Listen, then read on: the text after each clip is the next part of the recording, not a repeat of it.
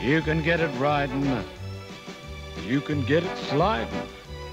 You can feel it coming on about 4. A hard-earned thirst needs a big cold beer. And the best cold beer is Vic. Vic Bitter. You can get it walking. You can get it talking. You can get it working a plow. Matter of fact, I got it now.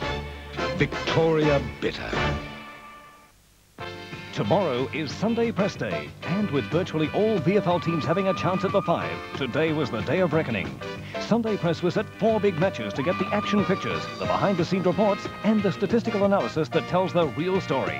For football, it has to be Sunday Press. There's also a frank interview with television's Bert Newton. How is he managing with so little to do? Bert tells all in Sunday Press. The sport and the personalities are in Sunday Press, out tomorrow.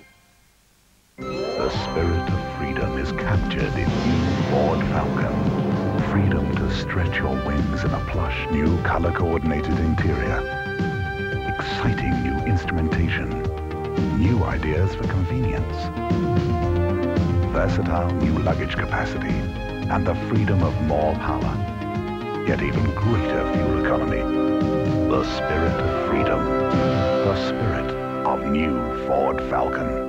Other kids ride BMX bikes, so why shouldn't our kids ride BMX bikes? 7-year-old boys can be a handful. Firstly, because there are 3 of them, and secondly, because they're all blind. Our 3 boys, an inspiration to us all, 5 o'clock Sunday. Welcome back to Seven's Big League. Let's check the scores now of our 2 non-televised matches today. And first of all, at Windy Hill, a big win to Essendon to the extent of some 82 points over Melbourne, 23-15, 153, defeating the Demons 9-17-71. Terry Danaher 4 and Simon Madden 4 for Essendon, and Robin White got 3 goals for Melbourne. Collingwood and St Kilda at Moorabbin this afternoon, and the Magpies certainly didn't have things all their own way down there. A very high-scoring affair with the Magpies victorious in the end, only by 25 points. McMullen 5 for Collingwood and Collins 4, and for St Kilda, John Bennett got 5 goals and Tony Lockett 3.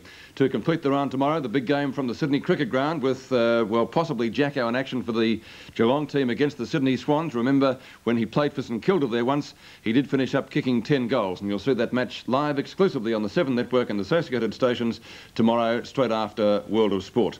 All right, it's time now to go up to the offices of the Sunday Press. Their sporting editor is Scot Palmer, all the footy stop press. Good evening, Scott. Good evening, Peter. Welcome viewers back into the Sunday Press. North Melbourne's dual Brownlow medalist Keith Gregg put it simply tonight. He has turned us into good, honest footballers. He, of course, John Kennedy, who as usual was avoiding the limelight at MCG today. They've got themselves going, the credit is with them, said Kennedy. He did praise Wayne Schimmelbusch, however. I always admired him, but now I know what an inspiration the man is, he said. Peter Smith of North Melbourne finished the day with a knee injury. Richmond's Paul Sproul said the Tigers weren't first for the ball today. They were doing it when we were winning matches, he said. Maybe it's a confidence thing, I don't know. We'll have to work it out in the next week.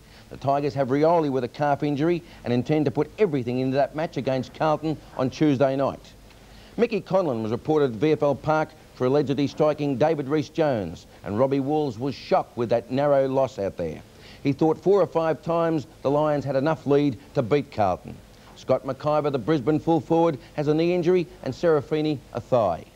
Carlton's David Parkin said in the last 3 weeks the Blues had rekindled their desperation and found commitment. I don't know how good we are, said Parkin, but we're now putting it together week by week. Blackwell has an hand injury that may need an x-ray. Any side that beats us has to have a lot of good points. Mickey Malthouse said that tonight, but he was hurting inside. He added that his FITZROY team was not desperate enough in that first half today, and he knew the Bulldogs couldn't give Hawthorn 7 goals start. Les Bamblett, that handy forward, has a badly corked thigh tonight. Hawk Alan Jeans said he was pleased with the first half today, and why shouldn't he have been? Jeans added that the Hawks now had a full list of players to pick from and thought there would be improvement week by week from now on. He was pleased with Gary Buckenara's display out there. Essendon kicked their equal record highest score against Melbourne, but was more interested in Neil Danaher's successful comeback. He hasn't played senior football since August '81, and coach Kevin Sheedy described it as the best comeback he's ever seen in his career as a footballer. Danaher got 13 kicks, 4 marks, 6 handballs. Sheedy said the Bombers were prepared mentally for an aggressive Melbourne today, but it just didn't happen. Ron Barassi said, "Nothing I tried came off. They were too fast, too skillful for us." Barassi now has Gerard Healy facing an examination on his injured knee, Johnson with a hip, Cox a hamstring and Grinter a shoulder.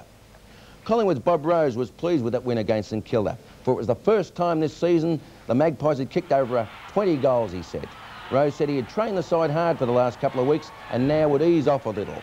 Graham Jelly was worried over the ankle injury of Greg Burns tonight and said the Saints let themselves down by not capitalising on their chances. And up in Sydney, Dr Jeff Edelston believes there is a vendetta against him in his quest to buy the Sydney Swans. You'll read more about that tomorrow, Peter.